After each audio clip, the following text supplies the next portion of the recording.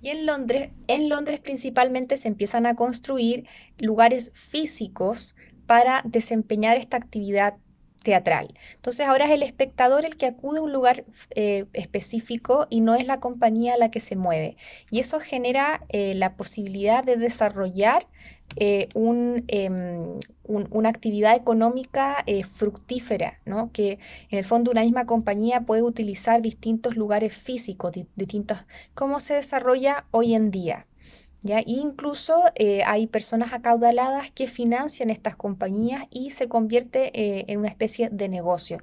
La reina Isabel y, ¿no es cierto?, el rey, ambos tienen sus propias compañías y Shakespeare participa en las dos como actor y como dramaturgo. De todos los teatros que aparecen ahí en la diapositiva 13, The Globe seguramente es el que más les suena porque fue reconstruido. El The Globe se quemó completo en poco posterior a Shakespeare, y después se reconstruyó y se instaló nuevamente donde estuvo en su momento eh, de gloria, se podía decir, en este periodo. En la 14 aparece una foto justamente de cómo se ve actualmente The Globe. En la 15 se puede ver por dentro, ¿no? O sea, era un espacio cerrado, pero no del todo porque tenía el techo abierto. En el centro de este círculo se ponía el escenario y se utilizaba la estructura para hacer una especie de balcón. Esos balcones que aparecen ahí eran balcones pagados, eran más caros, y lo que estaba abajo, que estaban de pie, eran las entradas más baratas.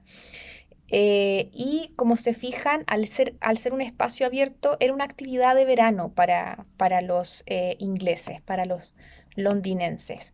Pasalto entonces a la diapositiva 16, vamos viendo algunas convenciones teatrales, algunos detalles que han cambiado significativamente en este momento en cuanto al hacer teatro y que quizás se puede contrastar un poco con lo que ustedes vieron respecto a Antígona. En primer lugar, tenemos un público muy variado, es decir, desde la persona más popular, más vulgar, que de hecho llevaba tomates para tirarle a los personajes si no le gustaba a los actores la actuación, a el tipo más culto que se instala en uno de estos balcones que podía comprar una temporada completa y ubicarse ahí tranquilo sin tener, ¿no es cierto?, que estar de pie, estar incómodo. Además tenía sombra y qué sé yo. Entonces, como decía Shakespeare, tenía que satisfacer una oreja prolongada porque tenía una variedad de público y tenía que ver cómo hacer para satisfacerlos a todos. En segundo lugar, era un teatro que si bien ya tenía un lugar físico, seguía siendo muy, muy simple, muy sencillo, muy precario en cuanto a las no sé, a la utilería, a la iluminación, a los trajes que se utilizaban. Todo eso es propio de la actualidad, ¿no? No de este periodo. Entonces, los actores tenían que ser muy, muy potentes. Las palabras, ¿no?, que se utilizaban tenían que de alguna forma emerger para generar imágenes en las personas que estaban recibiendo esa información. Es decir, la palabra lo era todo, ¿ya? Y la palabra era lo que cautivaba mucho más que la escenografía. Entonces también hay que tener eso en cuenta de por qué Shakespeare se preocupa tanto por la palabra, porque tiene que entrar por ahí entraba, ¿no?, el teatro. Em, es un periodo también en que hay muchos conflictos de poder, hay conflictos con la religión, ¿no? Ustedes saben justamente que estamos justo en el periodo de tensión política entre católicos y protestantes. De hecho, la reina Isabel I persigue a los católicos y es excomulgada por el Papa Pío V justo en este periodo por lo mismo.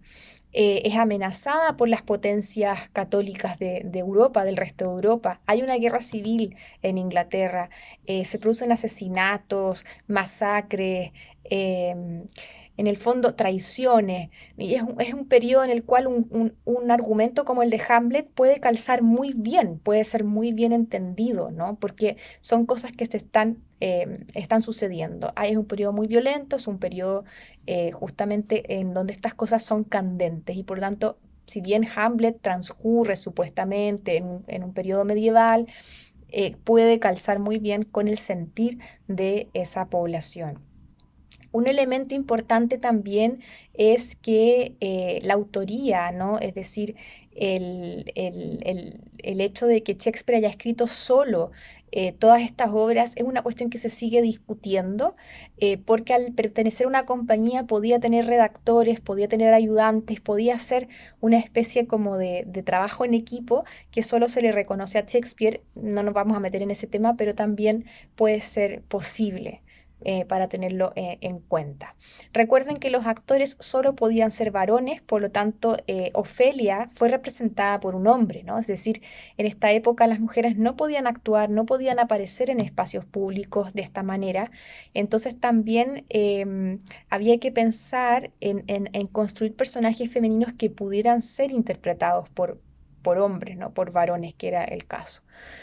Y finalmente hay que pensar que se introduce por primera vez toda una suerte de recursos que siguen siendo recursos del lenguaje para atraer a sus públicos. Por ejemplo, esos apartes, ¿no? Cuando el personaje se sale un poco de la escena y le habla directamente al público, es algo que es propio de este periodo.